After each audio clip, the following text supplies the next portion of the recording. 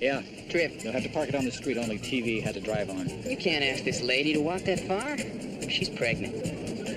I am not. I hope not. Park it on the street, okay?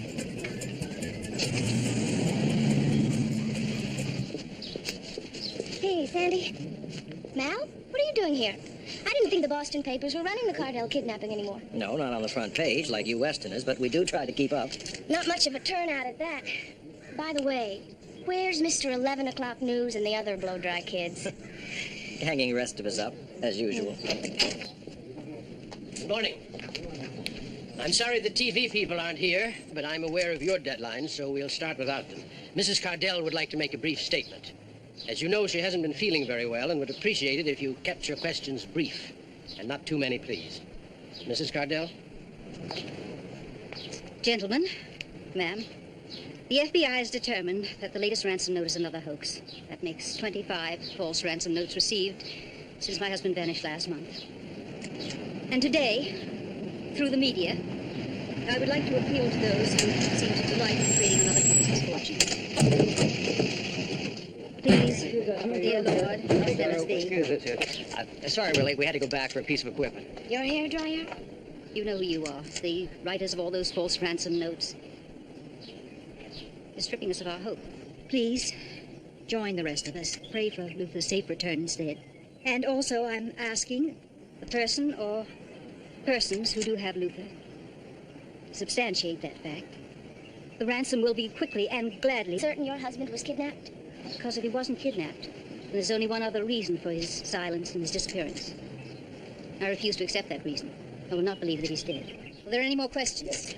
Yes, the man with the hairdo. Has since his disappearance become a sanctuary of sadness, solitude, and secrecy.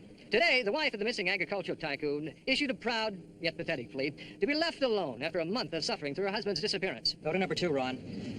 I then asked Mrs. Cardell, the police and FBI are frustrated. They admit they have no leads. Can you tell us why you're still certain your husband was kidnapped? That was my question. That was my question. That was my question.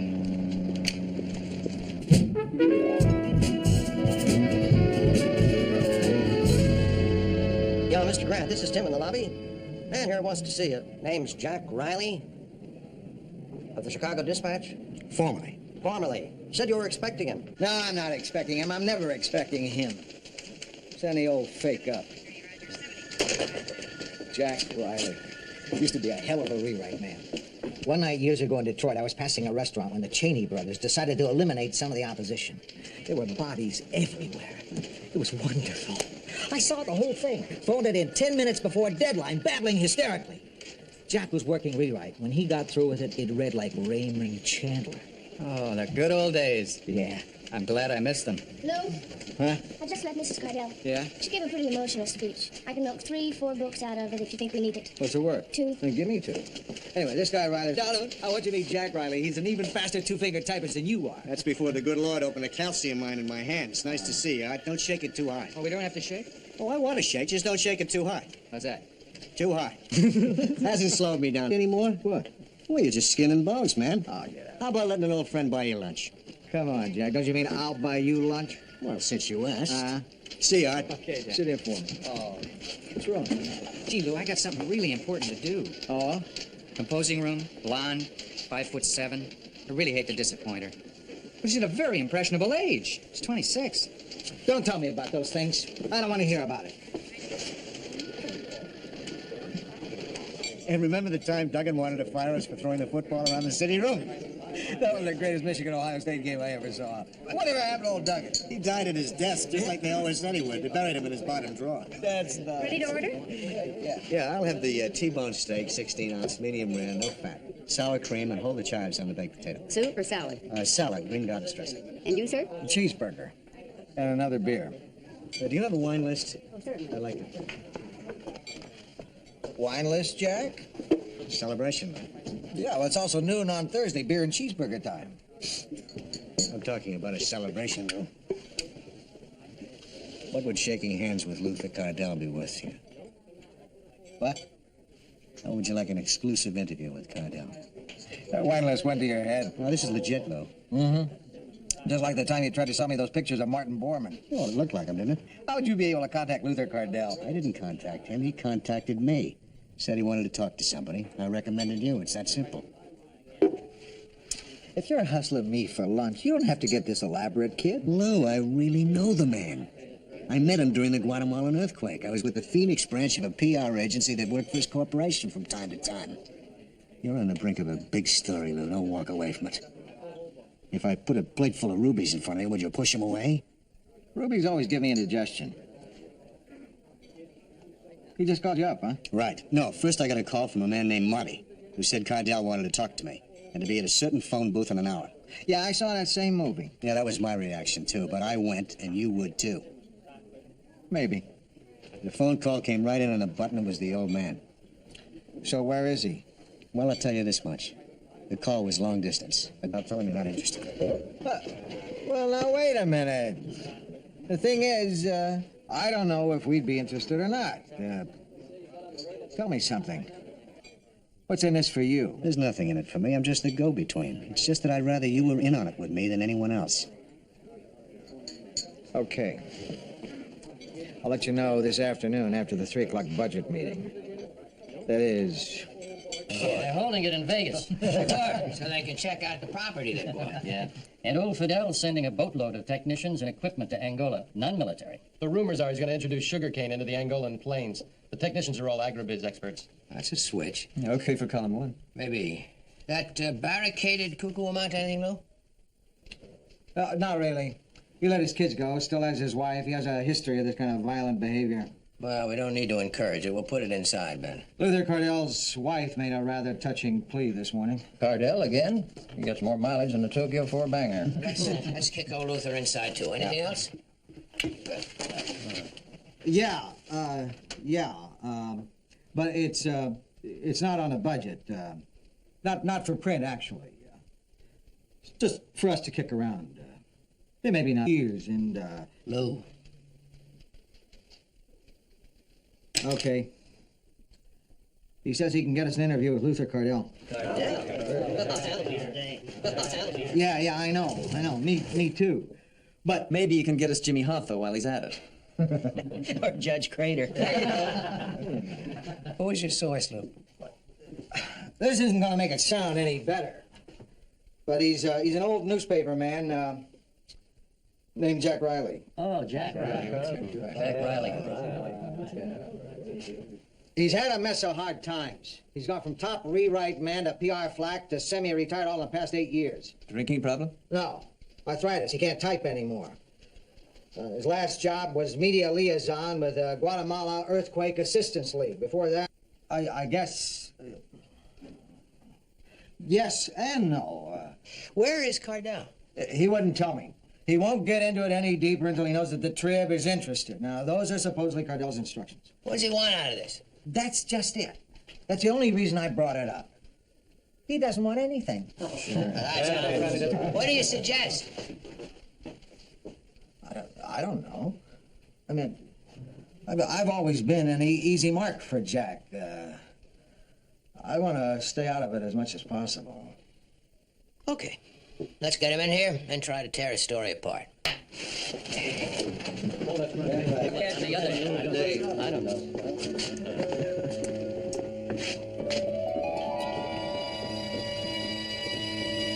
You know Art Donovan. Hi, right. This is Carlo Mardigan, our Luther Cardell expert. Hello. And this is Joe Rossi. Hello, Joe. Jack's agreed to do this on 3 conditions. No police, no federal agents, nothing leave this room. Anyone have a problem with that? No problem here. Good. Now, I told Jack there's going to be a nice, easy, friendly discussion. Okay? Fine. Go get him. Now, Mr. Riley, tell us about the first time that Cardell got in touch with you. No, Milt retired about 3 years ago. He's got a houseboat somewhere in Florida now. I never heard of Jerry Rosen. We didn't handle the Salt River project. That was Higgins in Scottsdale. Were you working for Contempro when you met Cardell? No, they terminated me. I was with the Guatemalan Earthquake Assistance League. 1,000 cases of canned corn, on the condition that I went with it to make sure it got into the right hands. Is that the only time you met him? No, I met him once more when I got home from Guatemala. I gave him a account of the conditions down there, and he liked me. That was it. I never talked to him again until yesterday. Why did Contempro fire you? There was a slight discrepancy in the accounting of the petty cash that came to light. How slight? $857. You want to tell us about it? It's a bit embarrassing, Lou. Make us blush. Well, it was this Mexican family I sort of got involved with, and they needed it. Mexican family. Of course you don't remember their name. Yeah, the name and address is on the back of that picture. I'm sure somebody like you could check it out. You probably got a lot of contacts in Tijuana. Mr. Riley, where is Luther Cardell? He's in Cuba. You're saying that a man who parlayed a pickup truck and 2 tons of carrots into a multi-million-dollar fortune defected to Cuba? I didn't say defected. A lot of people go to Cuba these days. Oh, brother. Look, I'd rather you were hearing this from him, believe me. He's not the first person to find life at the top a bit empty. So through Cuba, he wants to teach the third world how to feed itself. If anyone can do it, it's Luther Cardell. Jack, how can we interview Cardell if he's in Cuba? He said he'd either meet us in Mexico or Jamaica, one of the two. I don't get it. Why does he want to talk to us? I don't Give the details. I know he was helped. According to Monty, Mr. Cardell left Tampico for Havana in a fishing boat before he was even reported missing. Where does Monty call you from? I can't tell you that. Why not? Because, my boy, it's contrary to his instructions. If it was going to turn out like this, I'd have told Mr. Cardell to get somebody else. Okay, let's wrap this up. No more questions, except one for me, Jack. What's in it for you? Well, when you're all heroes, why don't you just give me what you think it's worth?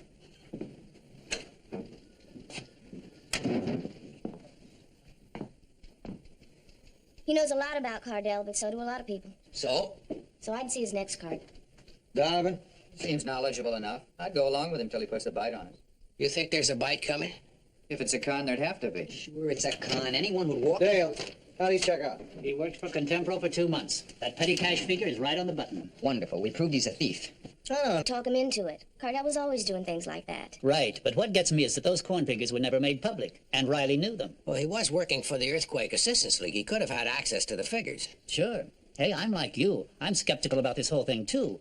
It's just that, from where I sit, his story seems plausible. It's just hard to believe that Luther Cardell's in Cuba. But what if he is? If you let this flake suck you in, you're a couple of idiots. You're his immediate superior, Lou. Would you like to respond? Thank you, Charlie. I think I would. Find out one or two things only your husband would know. Cuba? Oh, Miss Mardigian, I am so tired of these stories. We have our own doubts, but a lot of this man's story checks out. The only way we can be sure is with your cooperation. Well, all right, if this possibility is alive. Right, let me think. Something that only Luther could have known. This might be a good one. It was during our honeymoon in Wales. The little dog followed Luther around and went everywhere with him, even to bed. It was most embarrassing. Luther grew very fond of it. He even talked about bringing it home, but it died on the boat. He called it to Carlisle. That's good. Is there anything else you can give us? Oh, I wish this were over with. It's this awful not knowing that's so terrible. Did you know that unless the body is found, the estate can't even go into probate for 7 years? Now then, let's see. Wait! It's no con. I wouldn't do it to you. I hope not, Jack. Boy, I can't wait to see the look on your face when you finally shake hands with Luther Cardell. Who's been looking for you? What for? Well, he had that look he gets when you know who has his butt on her griddle. Lou, where are you been? On a bus, where I am every morning about this time. I thought we agreed to keep this Cardell thing under wraps. It is under wraps. Not anymore. Why did you bring that fool story up to me? Why do I ever listen to you? Well, come on. She's waiting. Who's waiting? Our boss, the publisher, Mrs. Pinchon. I don't want to sell him short. We've got 2 questions, and the only way Riley can answer them is if he knows Cardell. And if he does? Well, then I think that we have to go with him. I'd like to go on record as wanting to drop it. Mrs. Pinchon, he's really not a close friend. You understand? I mean, it's a crapshoot either way. It's a colorful way to put it, Mr. Grant. It's also a bit unrealistic to believe Cardell would walk away from his family without a word. Oh, don't be too sure of that. No, from what I've heard, the Cardells haven't slept in the same bed since General MacArthur was recalled. What do you think, Mr. Hume? Well, I think Truman had no choice. About this, about the Cardell matter. Cuba? Well, if everybody who didn't go to bed with his wife went to Cuba, Havana would be a livelier city. I would say that we'd be better off to put it off. Until the Times printed it. If you believe your friend, let's follow it up. thing I want to do before I die is find out who leaked that information to the composing room. I guess we'll never know. So you pack a lunch, and I'll bring the old blanket. We'll go up to Elysian Park. Okay, baby, I'll see you about 12. Bye-bye.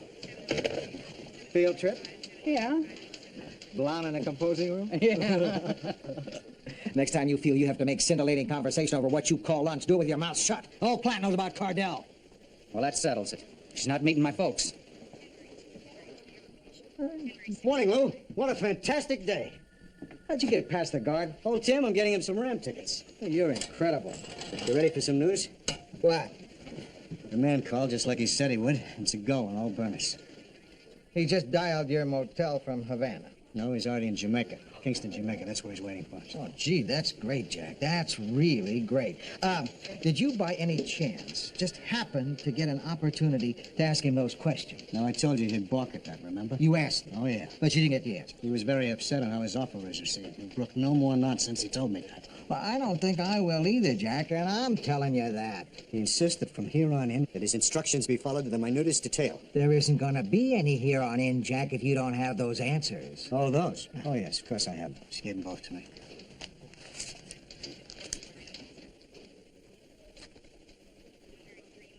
Carla, Rossi.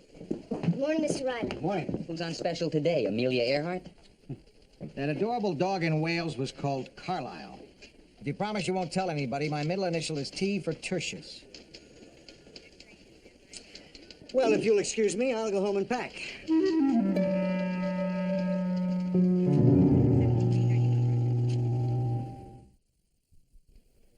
Time for decision, Charlie. Right. What do you think? I think there's only one way to know for sure. And he'd better be there. He'll be there as long as we follow the instructions. All right, we go. Fantastic. What are his instructions? We leave tomorrow, 6 a.m. flight to Miami. Switch to flight 409 for Kingston. If we're not contacted when we arrive at the airport, we proceed to the hotel, check into our suites, and sit tight until we get a word. Suites, Jack? Mr. Cardell's instructions. First cabin all the way. Naturally, you'll pick up the tab. No. What? This newspaper pays its own way. Right? Right. Whatever. Now, once we're in Jamaica, we're never to refer to Mr. Cardell by name. We're to use a code name. Seabass. Seabass? I know. He does have a flair, though, doesn't he? We'll need pictures. You'll take a photographer with you. When are you going to understand? He's nervous. Anything contrary to his instructions could abort this whole thing. He was very specific about that. When we get there, you'll see for yourself. What are you talking about? I'm not going on this thing. I stay here and send people out on stories. Rossi's going with you, and he's one of our best. That kid? No way, Lou. You don't go, then neither do I. The whole thing, Donovan can cover the desk. Our baby, Charlie. Unless Cardell doesn't show in 48 hours. Then it's your baby, Lou. Congratulations. 10 minutes to boarding. Wonder what's keeping Jack. Jack, huh? What happened to Deep Flake? Well, you have to admit his credibility is looking up. There he is. Jack, over here. Morning, Lou. It's a great day for flying, huh? Or taking a flyer. Can I speak to you for a minute? Excuse us, will you, Rossi? Listen, Lou, I hate to bring this up, but it cost me $14 for the cab and $5 for the sky cap. You'll be reimbursed. That's great. Listen, Mr. Cardell's only expecting 2 men. And a third man could foul up the deal. Especially that third man. You're used to him. He's gone. Lou, this is going to be one hell of a story when it breaks. I thought maybe we could write it together. Share the byline. We could knock their socks off, kid, just like the old days. Leave them out of it, please. We don't need them. You and I, we don't need anyone. You know something, Jack? I'm beginning to buy everything you say. And that's very disturbing. Lou, I can't type anymore. When my hands went, that ended it as a rewrite man. I guess I could have been a leg man, but... My God, I can still dictate a story better than any kid that passes for a reporter today. I'm sure if this thing works out, Rossi will be proud to share the credit with you. You'll get your byline. First-class flight on my way to a suite to a first-class hotel. But something in me needs to draw the line someplace. So I've drawn it. I'm not going to call anyone Seabass. You will.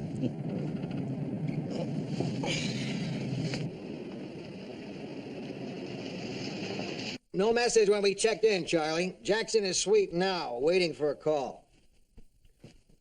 No, Charlie, I don't know exactly how much I spent so far. Yeah, sure, I've been keeping a record. Well, let's see. The cab from the airport. I had to get some toothpaste. I tipped the bellboy. I guess so far we've spent around $3 grand, which is why I don't want to run up a telephone bill. Compliments of Mr. S. Bass. Why do I keep feeling a hook in my mouth?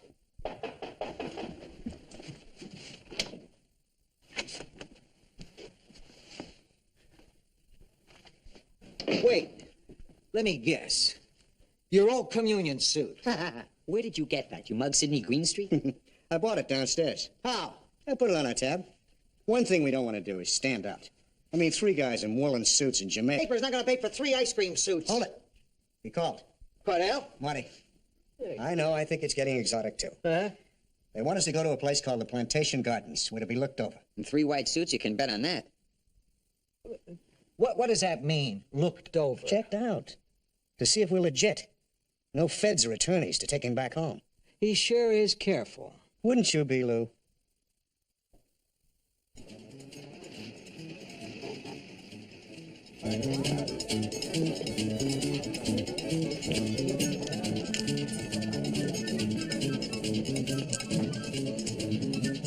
These things are beginning to get to me. It must be the orchids. We look like we're gonna step out and sing any minute. Ow. What's the matter? I think I still got a pin in this suit. Where's Monty? He looks like a Monty. Everyone in here does. I hate this stuff. Don't look now. Don't look now. There's a guy at the end of the bar looking down here. Can I look now? Yeah. Could be him. That's not Monty. How do you know? That's Norm Crowder of the New York Times. What do you think? I think he doesn't dress as well as we do. No, I mean, do you think they're onto it, too? I don't know. Could be a coincidence. I hope so. I'll find out. Hey, what if it isn't a coincidence? What if he is down here on the same story we are? That would mean you're telling the truth. They wouldn't send him on a wild goose chase. That's wonderful. Maybe I won't lose my job. Whoa! I thought that was you. Go on, how's it going? When did you become a maitre d'? Well, we're gay. Didn't you know about this place? You're on a story. Look, I told you the truth. If you don't want to believe me, that's up to you. See you later.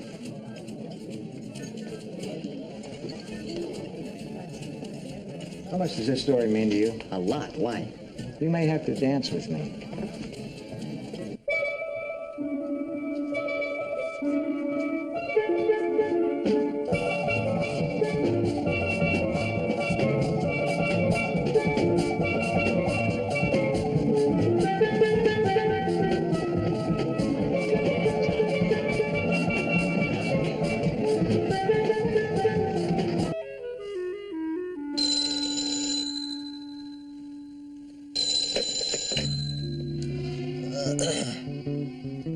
Yeah. Yeah, it's me. I think. Yeah. Yeah, put him through. Oh, Charlie?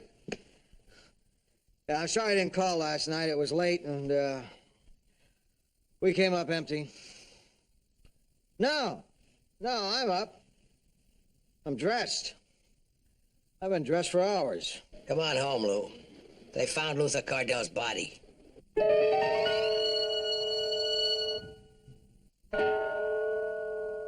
I can't believe it. Are you sure it's Cardell's body? What happened? They found him at the bottom of Ramos Canyon with his girlfriend in a sports car. They've been there for a month. Charlie, I don't know what... Who is it? Jack. Okay, Charlie. We'll see you.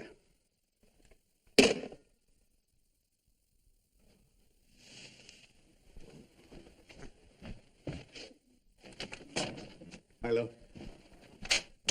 Hey. Instructions. Good. Hey, Jack. Remember the Times guy, Crowder? Yeah? Well, we got nothing to worry about. I found out he's on another story, some lobbyist laundering money for a senator. Good, and we're in the clear, and good thing, too, because Jack just met Monty.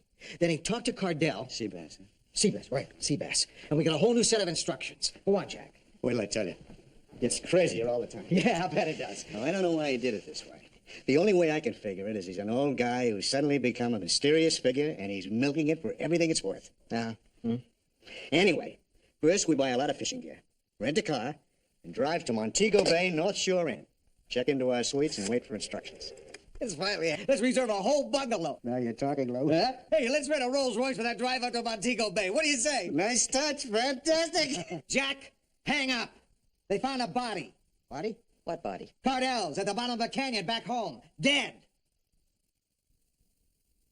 You know what? I like my story better.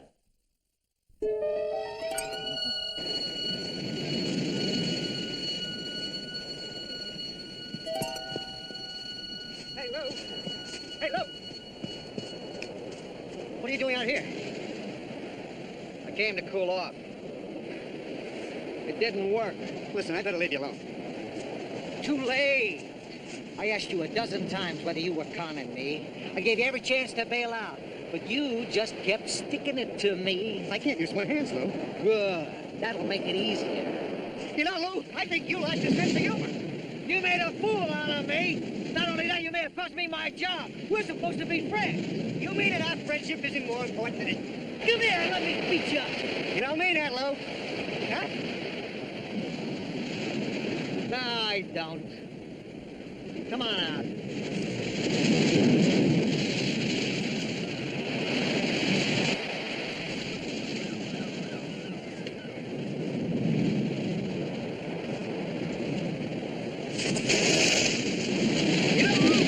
You did something I thought you'd never do. Stoop to my level.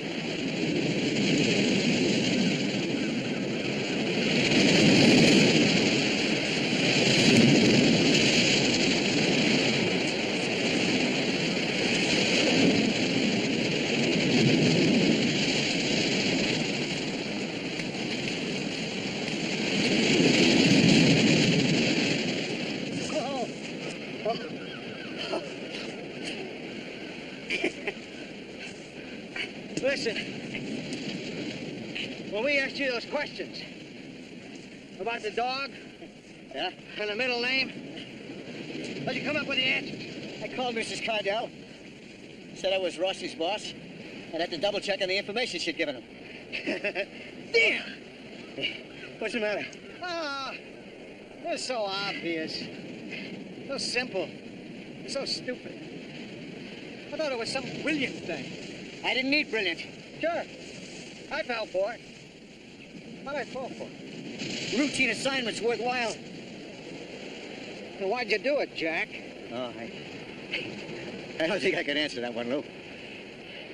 You know, I guess the reason was I haven't had much dessert in my life lately, Lou. I guess I wanted a little party like we had in the old days, you know?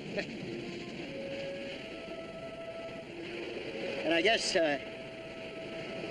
I couldn't think of anyone else I wanted to share it with except you.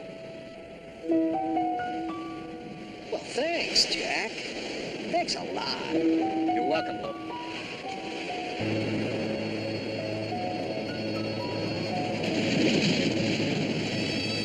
Fantastic.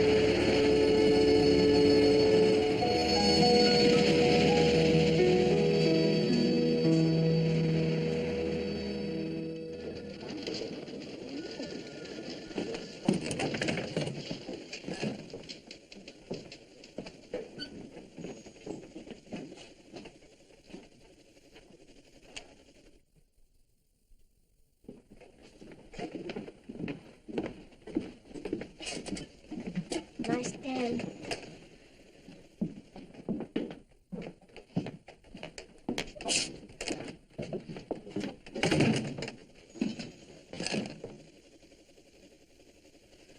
What's the matter? What are y'all staring at? Haven't you people ever seen a pigeon before? Not a 200-pound one.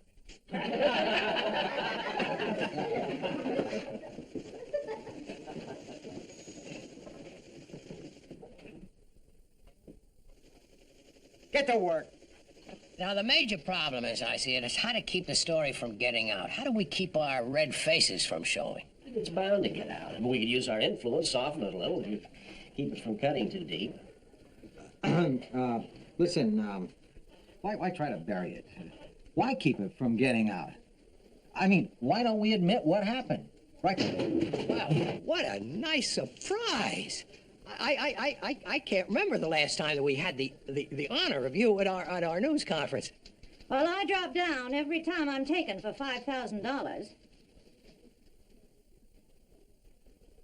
Gentlemen, you all look as if the principal had just caught you in the girls' locker room. Will you sit down?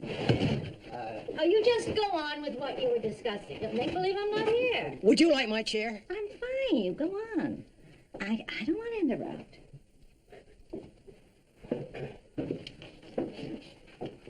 Now, let's see, where were we? We were talking about something. What were we talking about? We were saying that maybe we could... Exactly. I was saying that we got snookered. Now, we shouldn't try to hide it. I was saying that we should write it. Well, that's out of the question. Why would we want to do that? Because it's a good story. Not for us, it isn't. Would it be a good story if it happened to the Times? It would be a great story if it happened to the Times. I wish it had happened to the Times. And if it had, we'd print it. With flags around it. Look, it's your paper. You'll do what you want with it. But I think it's the only way for us to go. For heaven's sakes, Lou, haven't we stuck our necks out enough? Do we have to be complete idiots about this? Not idiots, Charlie. Humans. And if you think we can recover our dignity by trying to hide the truth, then we haven't learned much the past few years. Run your story, Mr. Grant. But at the Tribune, we insist on accuracy. Be sure you make yourself look like a complete ass.